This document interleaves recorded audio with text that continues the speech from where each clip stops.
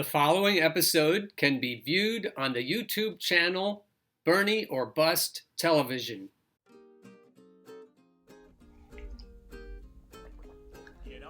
Good morning, USA, and welcome to another episode of the Bernie or Bust Show. First order of business is we have a kick-ass strategy in caucus states. We have a quarter sheet flyer we'd like you to print out, and if all you have time for this morning is to figure that out, great. But after that, the second part of the video is to show you what Tom Perez is unleashing in the Rules Committee of the DNC. Alright, the first order of business, to Bernie or Busters in caucus states. As always, I include links to everything I'm talking about in the information section below. This message is from Victor Tiffany, OG of the Bernie or Bust movement and co-founder of Revolt against Plutocracy. Hello again, Bernie or Bust pledge takers in caucus states. In 2016, Revolt Against Plutocracy, the Bernie or Bust organization, figured out how best to cheaply and decisively help Bernie in caucus states. We have no ad budget, so people can and need to place a simple message in the hands of people going into caucus.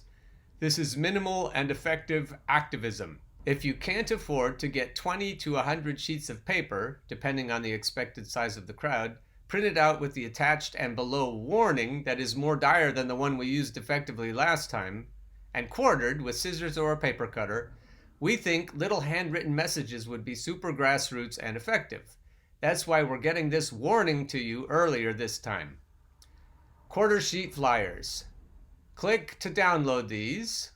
Also visit swingvotersmatter.us to learn more. Swingvotersmatter.us will lead you to information about the Bernie or Bust movement, but more importantly, to the Bernie or Trump phenomenon, where voters in swing states will vote directly for Donald Trump if Bernie is cheated again. So here's the quarter sheet flyer.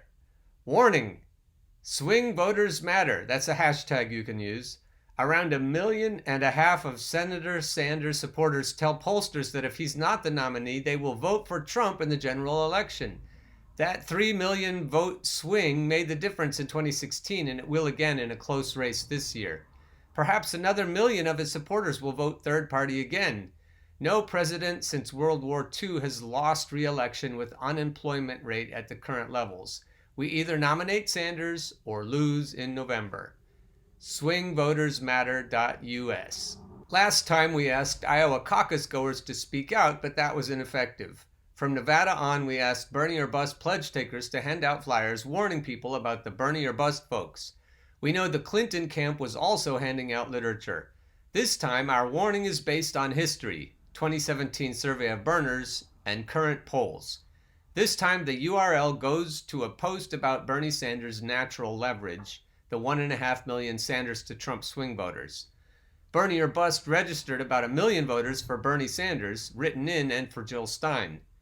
The Sanders to Trump swing voters have no website, no organization, no spokesperson, and no media coverage offline or online, where Bernie or Bust still gets mentions and headlines, mostly from petulant people waving their finger in our faces. Democrats don't know why only Bernie can defeat Trump in the current economic conditions and won't unless you tell them on a note. Our donations to the campaign will not help as much as a simple message delivery. This is what peaceful revolution will look like. Delivery instructions. Please read the attached and below warning or download it if you need to from the bottom of this Medium post. I've included it here so you won't have to go there, but feel free to go there if you want to read another article by me. Print them out and quarter the sheets or neatly handwrite as many of them as needed. Find out what time the doors open. Plan to arrive 15 to 30 minutes before that time. Start at the front of the line and work back until you're out of flyers, handing out one per group, couple, family, etc., and then get in line. Alan Kit Howell is the host of the Bernie or Bust television show on YouTube.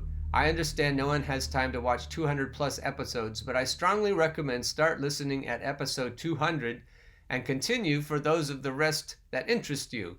He fully understands both the militant nature of our demand and the natural condition of silent citizens voting for Trump in the primaries and then deciding Trump is their second choice. 3% of surveyed busters voted for Trump. The revolution is going to be televised. Turns out we never had to build a leverage strategy because Bernie had enough to sink Clinton without Bernie or bust. Good thing we did, though, because it puts us in touch with you. He's referring to the mailing list where Bernie or bust pledge takers get all of this information from him.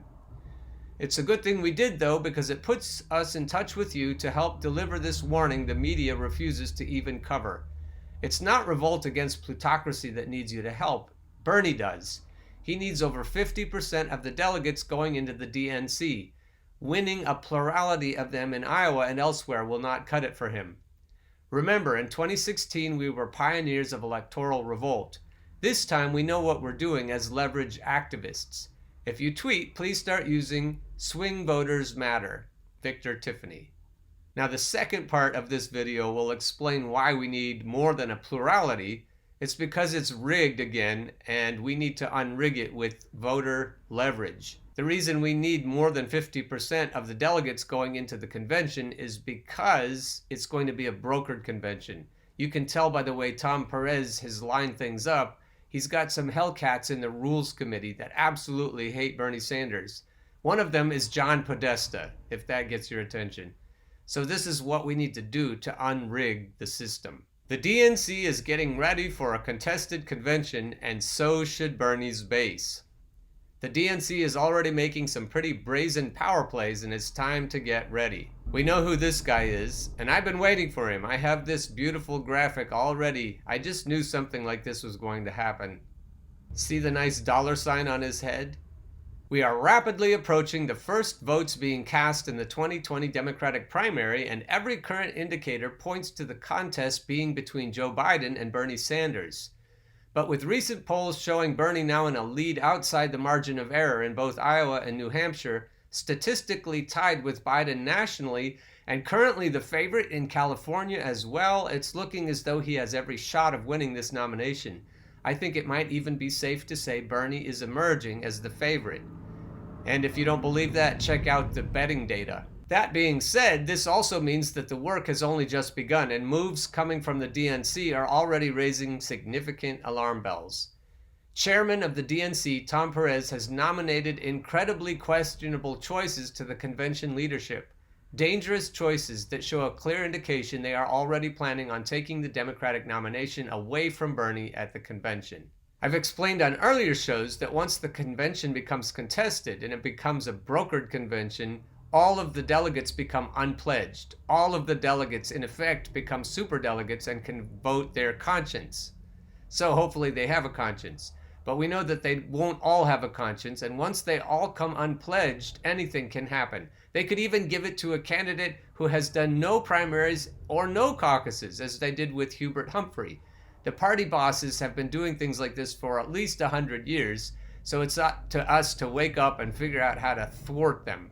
Let's begin with Barney Frank, nominated to the position of co-chair of the Convention Rules Committee, who has already had tension with the 2016 Sanders campaign because of his hostility.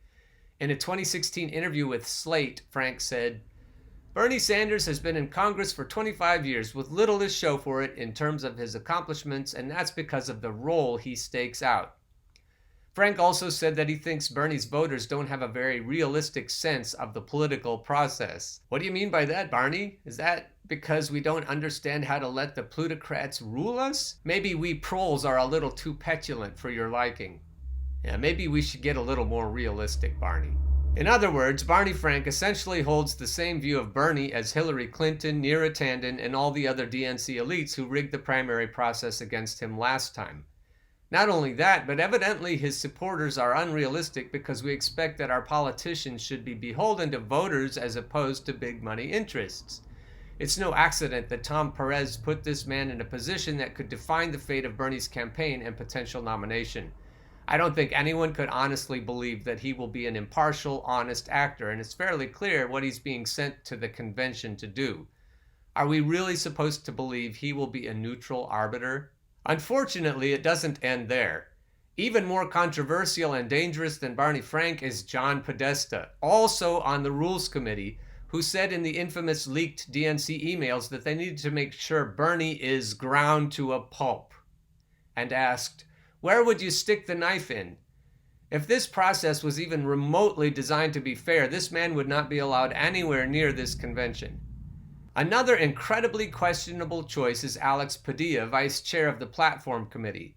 Padilla gained notoriety for refusing to count 2 million votes in the 2016 California primary, a move that undeniably favored Clinton and handed a massive disadvantage to the Sanders campaign.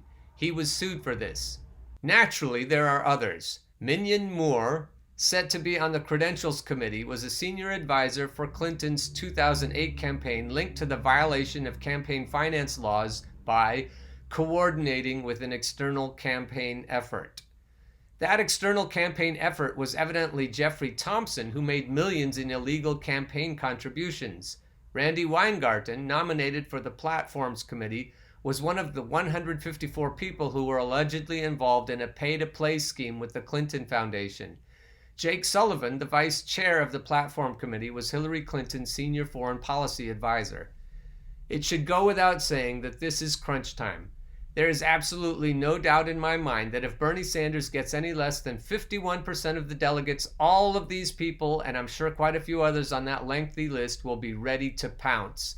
They are getting ready for a contested convention, and so should we. But thanks to Bernie and his team's tireless efforts at the last Democratic National Convention, they will not be able to touch his nomination if he secures the majority like these dishonest actors once may have been able to. It is incredibly telling that the Democratic Party would rather have another 4 more years of Donald Trump and the death of their party than have Bernie Sanders as the nominee. Everything depends on Bernie getting 51% of the delegates beforehand, and it is up to his base to turn out in record numbers to make sure that happens. If he does so, these people will not have a say.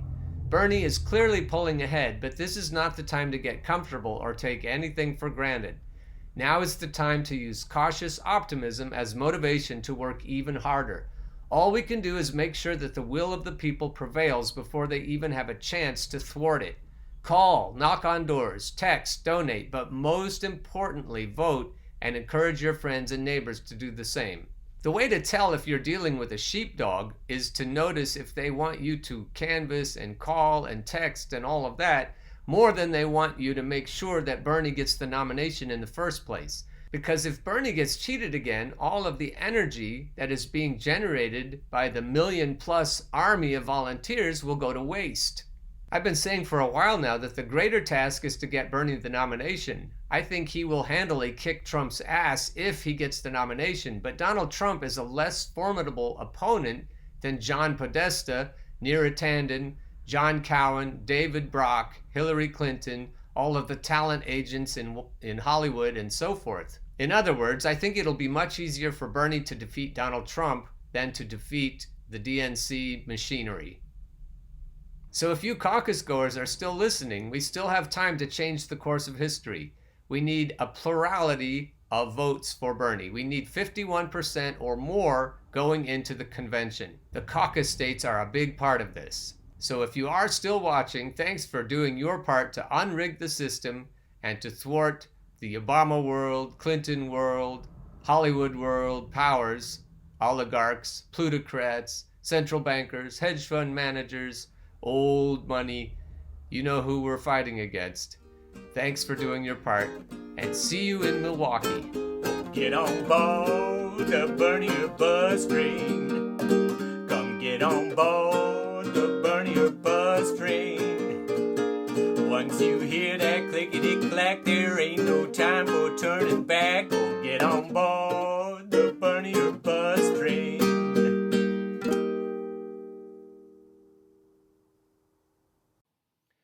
The preceding episode can be viewed on the YouTube channel Bernie or Bust Television.